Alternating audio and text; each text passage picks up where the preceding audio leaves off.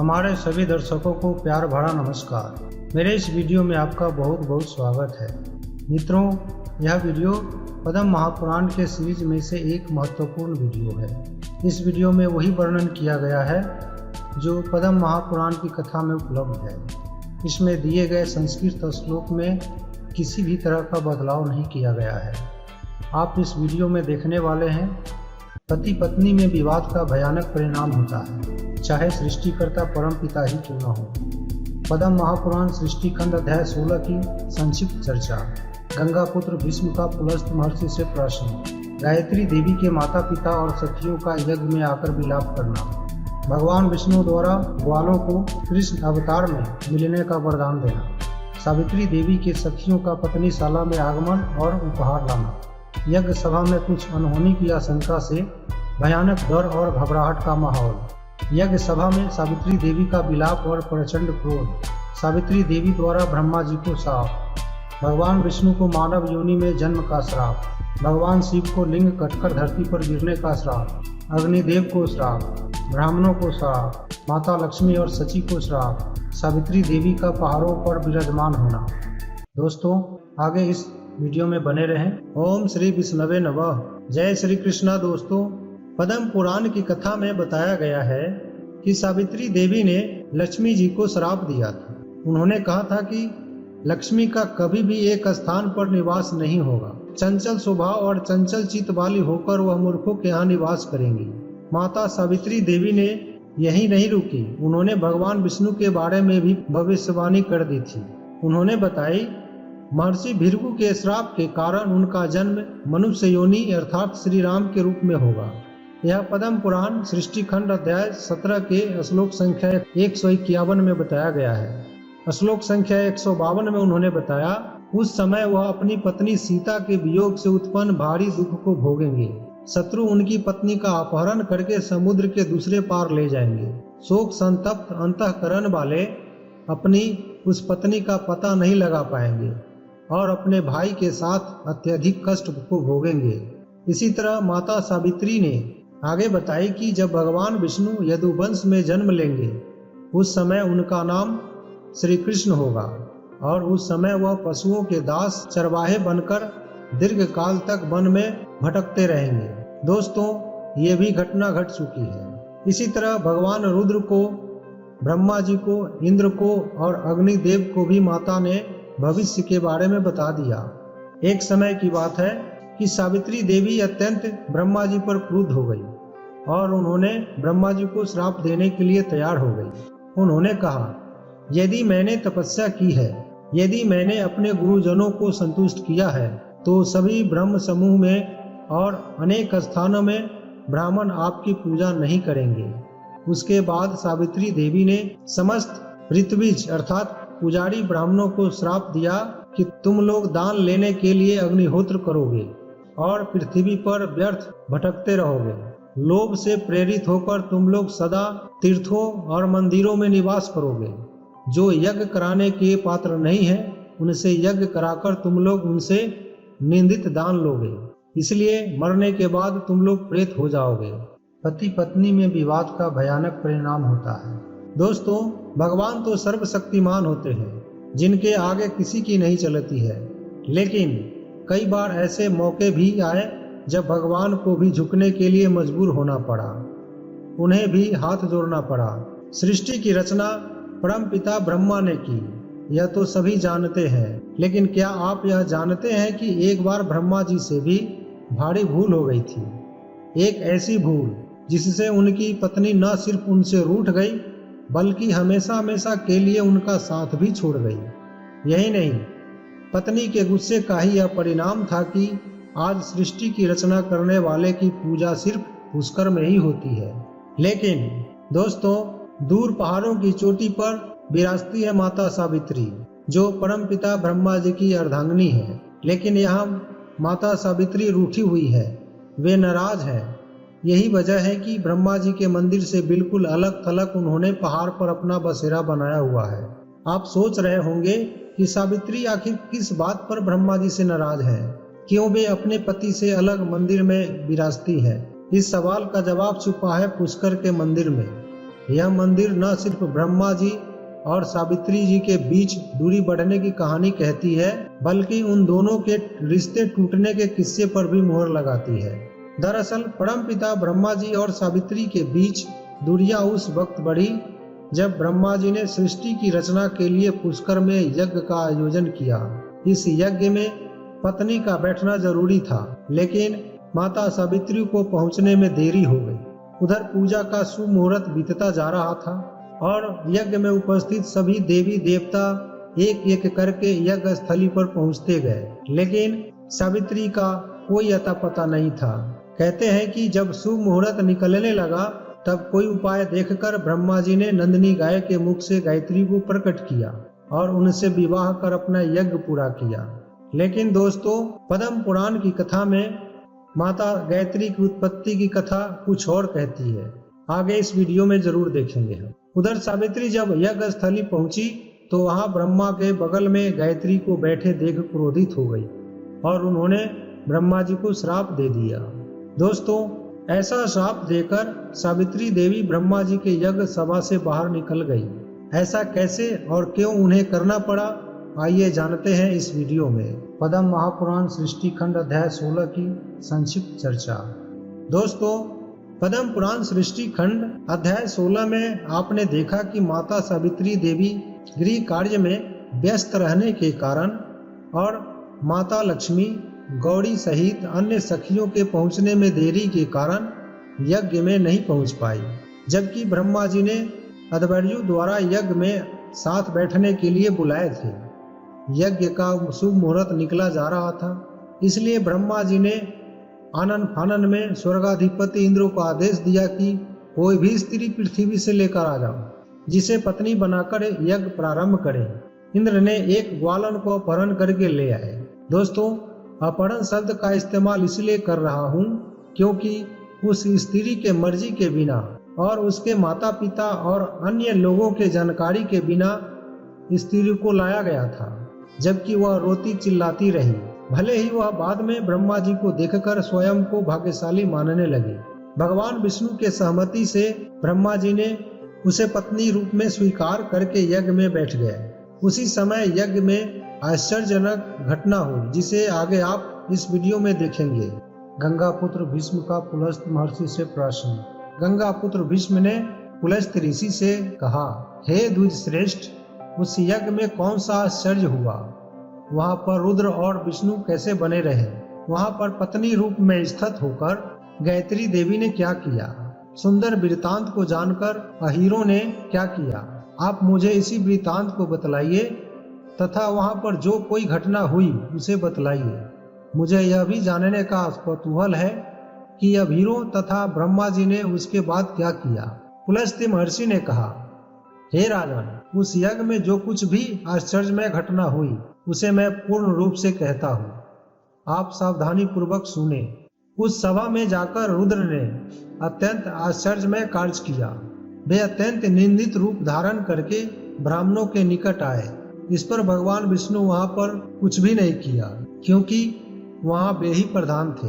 दोस्तों, भगवान शिव ने यज्ञ सभा में क्यों निंदित रूप में ब्राह्मणों के निकट आए, इसकी कथा हम दूसरे भाग में करेंगे। इस वीडियो में हम माता सावित्री देवी और गायत्री देवी के बारे में ही बात करेंगे। गायत्री देवी के माता पिता और सखियों का यज्ञ में आकर विलाप करना। उधर गोप कुमारों ने जब यह जाना कि गोप कन्या का अपहरण हो गया और गोपियां भी इस बात को जानी, तो वे सब के सब ब्रह्मा जी के पास पहुंच गए। वहां पर उन सबों ने देखा कि गोप कन्या कमर में मेखला बांधकर यज्ञ की वेदी में बैठी है। उसके माता पिता देखकर चिल्लाने लगे, हाय पुत्री, हाय पुत्री। उसके बांधव भाई बंधु जो थे स्वसा कहकर चिल्लाने लगे तथा सखियां सखी सखी कहकर चिल्ला रही थी। दुखों और नीरस से रहित तुम सुंदरी को यहाँ पर किसने लाया है? तुमको साड़ी से रहित करके किसने यह बलकल पहना दिया है? हे पुत्री, किसने इन उलझे हुए बालों को लाल धागे से सजाया है? भगवान विष्णु द्वारा ग्वालों को कृष्ण अवतार में मिलने का वरदान देना। इस तरह की बातों को सुनकर भगवान श्री हरि ने स्वयं कहा, यहाँ इसको हम लोगों ने लाया है और इसका उपयोग पत्नी के लिए किया है। ब्रह्मा जी ने इसे अपनी पत्नी बना लिया है और यहाँ तुम लोग शोरगुल मत मचाओ। यह युवती अत्यंत पुण्यशालिनी, सौभाग्यवती तथा तुम्हारे कुल को आनंदित करने वाली है। यदि यह पवित्र नहीं होती तो इस यज्ञ सभा में कैसे आ सकती थी? अतएव हे महाभाग, इस बात को जानकर आप लोगों को कोई शोक नहीं करना चाहिए। यह कन्या महाभाग्यवती है। इसने ब्रह्मा जी को पति के रूप में प्राप्त किया है। तुम्हारी कन्या ने जिस गति को प्राप्त किया है उसको योग करने वाले योगी और वेद पारंगत ब्राह्मण भी नहीं प्राप्त कर पाते हैं। धार्मिक, सदाचारी तथा धर्म वत्सल जानकर मैंने ब्रह्मा जी को इस कन्या को प्रदान कर दिया है। इसने तो तुम लोगों के स्वर्गलोक में विद्यमान पितरों को भी ताड़ दिया है। इसके द्वारा देवताओं के कार्य की सिद्धि हो गई। जब पृथ्वी पर नंद और अंध ग्वालों का अवतार होगा उस समय में मैं भी अवतार लूंगा। उसी समय देव कार्य की सिद्धि रूपी क्रीड़ा होगी। मैं भी उस समय तुम सबों के बीच में रहकर आप लोगों की कन्याओं के साथ क्रीड़ा करूंगा और वे सभी मेरे साथ क्रीड़ा करेंगे। उस समय न तो कोई दोष होगा, न किसी से किसी का द्वेष होगा और न कोई किसी से क्रोध करेगा। उस समय गोप मनुष्य भी किसी प्रकार का भय नहीं करेंगे। इस कार्य से इसको भी कोई पाप नहीं लगेगा। भगवान विष्णु की बातों को सुनकर सबों ने उनको प्रणाम किया और सब चले गए। उन सबों ने भगवान विष्णु से कहा, हे देव, आपने जो वरदान दिया है वह हम लोगों को प्राप्त हो जाए। आपको हम लोगों के बस में धर्म के साधन भूत अवतार लेना चाहिए। आपका दर्शन करके ही हम लोग स्वर्ग के निवासी बन गए। मंगलमयी यह कन्या भी हम लोगों के वंश को तारने वाली बन गई।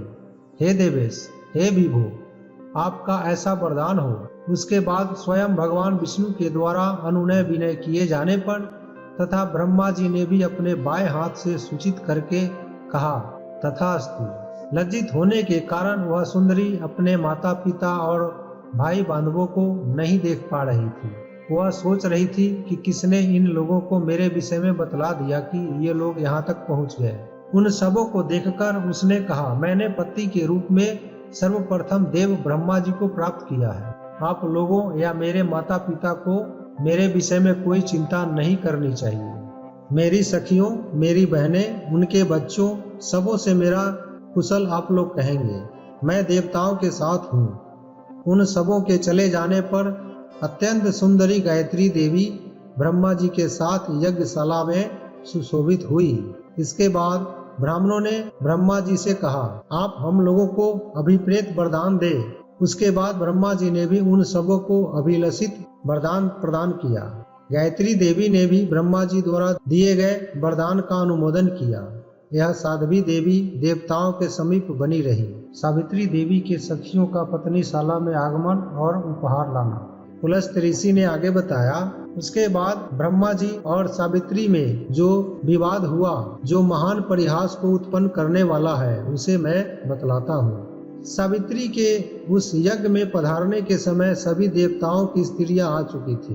ख्याति देवी के गर्भ से उत्पन्न भृगु महर्षि की पुत्री तथा भगवान विष्णु की यशस्विनी पत्नी लक्ष्मी जी आमंत्रित होकर वहां पर शीघ्रता पूर्वक आई। महाभागा मंदिरा देवी, योग निद्रा, ऐश्वर्य प्रदान करने वाली, कमल वन में निवास करने वाली श्री देवी, भूति, कृति, मनस्विनी, कीर्ति देवी तथा पुष्टि एवं तुष्टि प्रदान करने वाली जितनी देवियां थी वे सब आ गए। दक्ष प्रजापति की पुत्री सती देवी, मंगल प्रभा उमा, पार्वती देवी आई जो त्रिलोक सुंदरी तथा स्त्रियों को सौभाग्य प्रदान करने वाली है।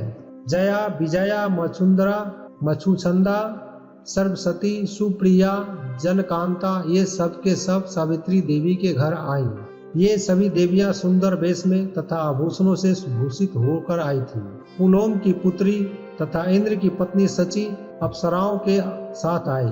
स्वाहा देवी, स्वधा देवी तथा सुंदरी धूमर्णा देवी, यक्षी तथा राक्षसी महाधनी कुबेर की पत्नी गौरी देवी आई।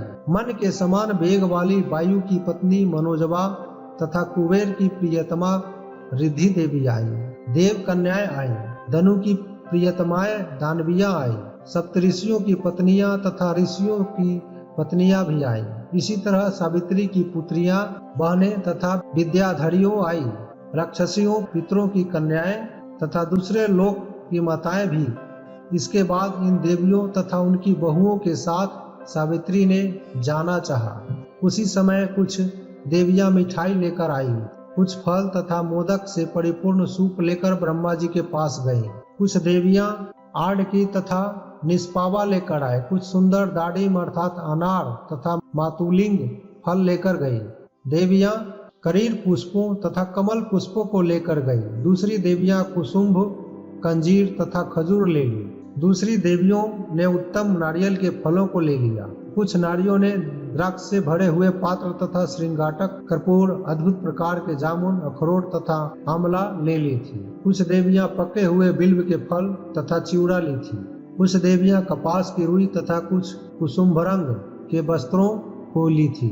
इस तरह की दूसरी भी वस्तुओं को सूप में रखकर देवियां सावित्री देवी के साथ उस सभा में आई।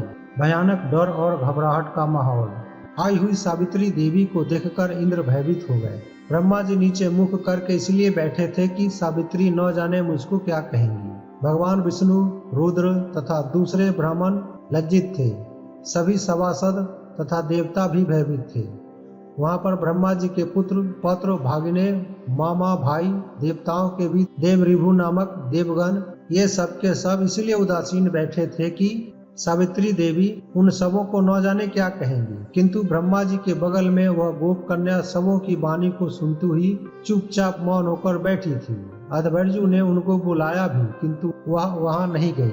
उस अभीर कन्या को स्वयं इंद्र लाए थे और विष्णु ने उसको पत्नी के रूप में प्रदान किया। उसका अनुमोदन रुद्र ने किया तथा ब्रह्मा जी ने उसको स्वयं स्वीकार किया। इस यज्ञ में न जाने क्या होगा, यज्ञ कैसे परिपूर्ण होगा, इस तरह से सभी चिंताएं ही कर रहे थे कि उसी समय कमलासन सावित्री देवी यज्ञशाला में आ गई। ब्रह्मा जी के चारों ओर सदस्य थे, ऋत्विक थे तथा देवता बैठे थे। वहाँ पर वेद पारंगत ब्राह्मण अग्नियों में होम कर रहे थे। गायत्री देवी हाथ में मग का श्रृंग लिए हुए तथा मेखला बांधे हुए पत्नी शाला में विद्यमान थी। वह रेशमी वस्त्र पहने थी और भगवान विष्णु का ध्यान कर रही थी।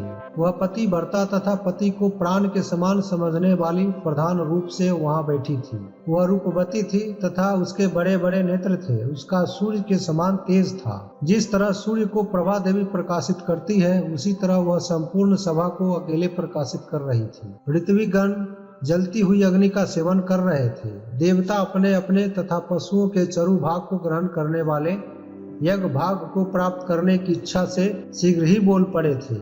यज्ञ सभा में सावित्री देवी का विलाप और प्रचंड क्रोध। कोई काम देर से नहीं होना करना चाहिए। देर करने से फल की प्राप्ति नहीं होती है। मनुष्यों ने इसी प्रकार से वेदों में अधिकार अनुभव किया है। जब प्रारंभिक अनुष्ठान वेदों में पारंगत ब्राह्मणों द्वारा किए जाते हैं, तब अधवर्जु के द्वारा 2 प्रकार से दूध से पके हुए मिश्रित उपहित आने के बाद अहुत ब्राह्मणों के द्वारा भोजन बनता देख सावित्री देवी क्रोधित हो गई। उस सभा के बीच में मौन बैठे हुए ब्रह्मा जी को देखकर सावित्री देवी ने कहा, हे देव, आपके द्वारा की गई यह क्रिया क्या उचित है? आपने यह जो मुझको त्याग कर काम बसात पाप कर्म किया है, जिसको आपने अपने सिर चढ़ाया है, वह तो मेरे पैर की धूलि के समान भी नहीं है। इस सभा में स्थित लोग स्वामी के समान कहते हैं, उसे ही आप करते जाइए। रूप के लोभ में पड़कर आपने यह लोक निंदित कर्म किया है। आपको अपने पुत्रों तथा पौत्रों के सामने लज्जा भी नहीं आई। मुझे लगता है कि आपने यह निंदित कर्म अपनी इच्छा से किया है। आप देवताओं के पितामह तथा ऋषियों के प्रपितामह हैं। आपने अपने शरीर को देखकर आपको लज्जा क्यों नहीं आई? आपने संसार में मेरी हंसी कराई है, मेरा अपमान किया है। यदि आपका यह स्थिर भाव है तो हे देव, आप यहाँ रहो, आपको नमस्कार है। मैं अपनी सखियों को वहाँ किस प्रकार अपना मूर्त दिखाऊंगी। मैं यहाँ कैसे कहूँ कि मेरे पति ने दूसरी पत्नी बना लिया है। सावित्री देवी द्वारा ब्रह्मा जी को शाप। ब्रह्मा जी ने कहा कि दीक्षा काल के पश्चात ऋत्विजों ने शीघ्रता करने को कहा। उन लोगों ने कहा, पत्नी के बिना होम नहीं हो सकता, पत्नी को शीघ्र बुलाइए। उस समय इंद्र ने इसको यहाँ ला दिया और विष्णु ने इसे मुझे प्रदान कर दिया। इसके बाद मैंने इसे स्वीकार कर लिया। हे देवी, मेरे इस अपराध को आप क्षमा करें। हे सुब्रते, मैं आपके चरणों में गिरकर क्षमा मांगता हूँ, मुझे क्षमा करें, मैं प्रणाम करता हूँ। दोस्तों, आगे पुलस्त्य ऋषि ने कहा, ब्रह्मा जी के कहने पर सावित्री देवी क्रोध में आ गई और ब्रह्मा जी को श्राप देने के लिए तैयार हो गई। उन्होंने कहा, यदि मैंने तपस्या की है और यदि मैंने अपने गुरुजनों को संतुष्ट किया है तो सभी ब्रह्म समूह में तथा अनेक स्थानों में ब्राह्मण आपकी पूजा नहीं करेंगे। आपकी केवल कार्तिक के महीने में संवत्सरी की पूजा होगी। भूलोक में दूसरे स्थान पर भी आपकी पूजा नहीं होगी। इस तरह से ब्रह्मा जी को श्राप देकर सावित्री देवी ने इंद्र से कहा, अरे इंद्र, आपने इस अभीर कन्या को ब्रह्मा जी के निकट क्यों लाया है? यह तुम्हारा क्षुद्र कर्म है। तुम भी इसे पाप कर्म का फल प्राप्त करोगे। जब तुम युद्ध में स्थित रहोगे उस समय शत्रु के द्वारा बांध दिए जाओगे और महान पराभव को प्राप्त करके तुम शीघ्र नहीं छूटोगे। भगवान विष्णु को मानव योनि में जन्म का श्राप। इंद्र को श्राप देकर अब सावित्री देवी भगवान विष्णु से कही, महर्षि भृगु के श्राप के कारण जब तुम्हारा जन्म मनुष्य योनि में होगा उस समय तुम अपनी पत्नी के वियोग से उत्पन्न दुख को भोगोगे। शत्रु तुम्हारी पत्नी का अपहरण करके समुद्र के दूसरे पार ले जाएंगे। शोक संतप्त अंतःकरण वाले अपनी उस पत्नी का पता भी नहीं लगा पाओगे। तुम अपने भाई के साथ अत्यधिक कष्ट को भोगोगे। जब तुम यदुवंश में जन्म लोगे उस समय तुम्हारा नाम कृष्ण होगा। उस समय तुम पशुओं के दास चरवाहे बनकर दीर्घ काल तक वन में भ्रमण करोगे। भगवान शिव को लिंग कटकर धरती पर गिरने का श्राप। उसके बाद क्रुद्ध होकर सावित्री देवी ने रुद्र से कहा, जब तुम दारुक वन में रहोगे उस समय हे हर, क्रुद्ध होकर ऋषिगण तुमको श्राप देंगे। वे कहेंगे कि हे क्षुद्र कपालिक, तुम हम लोगों की स्त्रियों का हरण करना चाहते हो क्या? तुम्हारा यह दर्प युक्त लिंग पृथ्वी पर गिर जाएगा। तुम पौरुष से विहीन होकर मुनियों के श्राप से पीड़ित हो जाओगे। जब तुम हरिद्वार में रहोगे तो तुम्हारी पत्नी तुम्हें आश्वस्त करेंगी। इसके बाद तुम मेरे पुत्र के द्वारा सर्वभक्षी बन जाओगे। अग्निदेव को श्राप। महर्षि भृगु के द्वारा शाप देकर दग्ध हुए तुमको मैं क्या कहूँ? ये अग्नि तुमको रुद्र बीज से डुबा देंगे। अपवित्र वस्तुओं के जलाने में तुम्हारी जीवा अधिक प्रज्वलित होगी। ब्राह्मणों को श्राप। उसके बाद सावित्री ने ब्राह्मणों को श्राप दिया, तुम लोग दान लेने के लिए अग्निहोत्र करोगे तथा पृथ्वी पर व्यर्थ भ्रमण करोगे। लोभ से प्रेरित होकर तुम लोग सदा तीर्थों तथा क्षेत्रों में निवास करोगे। तुम लोगों की तृप्ति सदा दूसरों के अन्न से ही होगी। तुम लोग अपने घरों में अतृप्त रहोगे। जो यज्ञ कराने के पात्र नहीं है उनसे यज्ञ कराकर तुम लोग उनसे निंदित दान लोगे। इसलिए मरने के बाद तुम लोग प्रेत हो जाओगे। इस तरह से भगवान इंद्र, विष्णु, रुद्र तथा अग्नि को, ब्रह्मा तथा समस्त ब्राह्मणों को क्रोध वशित शाप देकर सावित्री देवी उस सभा से बाहर निकल गई। माता लक्ष्मी और सची को श्राप। वे वहां से ज्येष्ठ पुष्कर में आकर वहां स्थिर हो गई। सभा में ही उन्होंने लक्ष्मी जी, सती देवी तथा इंद्र की सुंदर पत्नी सची से कहा, अब मैं इस सभासद में नहीं रुक सकती हूँ। अब मैं यहाँ से इतने दूर चली जाऊंगी जहाँ से यहाँ की ध्वनि न सुनाई पड़े। उसके बाद उनके सभी सखी और स्त्रियां अपने अपने घर चली गई। उन सबों के चले जाने से सावित्री देवी और क्रुद्ध हो गई। उन सबों को भी श्राप देने के लिए तैयार हो गई। चूंकि वे सभी देव पत्नियां मुझको छोड़कर चली गई है, अतएव मैं उन सबों को भी श्राप दूंगी। मैं इस समय अत्यंत क्रुद्ध हूँ। सावित्री देवी ने कहा, लक्ष्मी का कभी भी एक स्थान पर निवास नहीं होगा। प्रसन्न स्वभाव और चंचल चित्त वाली होकर वह मूर्खों के यहाँ निवास करेंगी। उन्होंने लक्ष्मी के लिए कहा कि मेरे शाप के कारण अत्यंत निंदित पर्वतों में रहने वाले मिलेच्छों के यहाँ, मूर्खों के यहाँ, अभिमानियों के यहाँ, अभिशप्तों के यहाँ, दुष्टों के यहाँ तुम्हारा निवास इसी तरह के लोगों के यहाँ रहेगा। लक्ष्मी जी को शाप देकर उन्होंने इंद्राणी को श्राप दिया। जिस समय इंद्र ब्रह्म हत्या से अभिभूत हो जाएंगे, तुम्हारे पति अत्यंत दुख भोगेंगे। उस समय तुम्हारा राज नहुस ले लेंगे और वे तुमको भी प्राप्त करना चाहेंगे। नहुस कहेंगे कि मैं इंद्र हूँ, अतः वह मूर्ख इंद्राणी मेरी पत्नी क्यों नहीं होती है? यदि मुझे सची नहीं मिली तो मैं उन सभी देवताओं को मार दूंगा। उस समय सभी दुखी होकर तुमको ये दुराचरण करने वाली गर्वीली सची, मेरे श्राप के कारण तुम्हें बृहस्पति के घर में निवास करना पड़ेगा। दोस्तों, राजा नहुस के बारे में हमने पहले ही वीडियो बना रखा है। इस वीडियो के डिस्क्रिप्शन में हमने लिंक दे रखा है, जरूर देखिए। सावित्री देवी का शाप कैसे फलीभूत हुआ। सावित्री देवी का पहाड़ों पर विराजमान होना। दोस्तों, उसके बाद सावित्री देवी ने सभी देवताओं की पत्नियों को श्राप दिया कि इन सबों को कभी भी संतान जन्य स्नेह नहीं प्राप्त होगा। तुम लोग बंध्या शब्द से दूषित होकर दिन रात जलती रहोगी। इसी तरह से सुंदरी गौरी देवी को भी उन्होंने श्राप दे दिया। इसके बाद रोती हुई सावित्री देवी को भगवान विष्णु ने कहा। उन्होंने उन्हें प्रसन्न करते हुए कहा, हे शुभे, हे विशालाक्षी, मत रोइए, आप मेरे साथ आइए, सभा में चलिए और वहाँ आप रेशमी वस्त्र और मेखला धारण कीजिए। हे ब्राह्मणी, मैं आपके चरणों में प्रणाम करता हूँ। इस तरह से भगवान विष्णु के कहने पर सावित्री देवी ने कहा, मैं तुम्हारी बात नहीं मानूंगी, मैं वहाँ चली जाऊंगी जहाँ पर मुझको यह ध्वनि नहीं सुनाई पड़ेगी। इस तरह से कहकर सावित्री देवी पर्वत के ऊपर चढ़कर वहीं स्थित हो गई। भगवान विष्णु उनके सामने हाथ जोड़कर खड़े हो गए। दोस्तों, भगवान विष्णु ने माता सावित्री देवी को कैसे मनाया, इसके लिए उन्होंने सावित्री देवी को कौन कौन सी उपाधि प्रदान की, माता ने भगवान विष्णु को क्या क्या वरदान दिए, यह जानने के लिए हमारे चैनल पर पद्म पुराण सृष्टि खंड के अध्याय 17 के तीसरे भाग में देखिए। दूसरे भाग में हम भगवान शिव की यज्ञ में प्रवेश और कथा बताएंगे। जय श्री कृष्णा, जय श्री कृष्णा।